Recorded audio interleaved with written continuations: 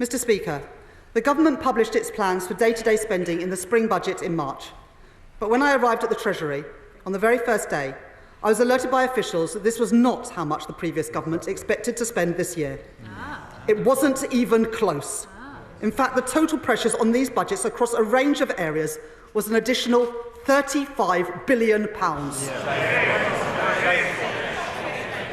Once you account for the slippage in budgets you usually see over a year and the reserve of £9 billion designed to respond to genuinely unexpected events, it means, Mr Speaker, that we have inherited a projected overspend of £22 billion. If left unaddressed, it would mean a 25% increase in the budget deficit this year. They put party before country. And they continued to make unfunded commitment after unfunded commitment, knowing that the money was not there, resulting in the position that we have now inherited. The reserve, spent more than 3 times over, only 3 months into the financial year. And they told no one. Mr Speaker, the scale of this overspend is not sustainable. Not to act is simply not an option. So we have scrapped their failed Rwanda scheme, which placed huge pressure on the Home Office budget.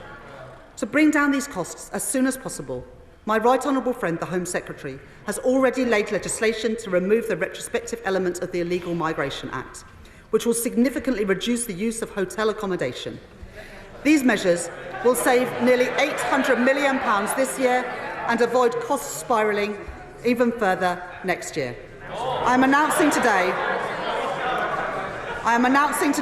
that I will hold a budget on October the 30th, alongside a full economic and fiscal forecast from the Office for Budget Responsibility.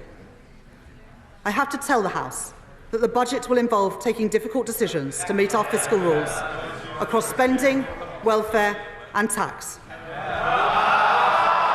Mr Speaker, the scale of the situation we are dealing with means incredibly tough choices. I repeat today the commitment that we made in our manifesto to protect the triple lock.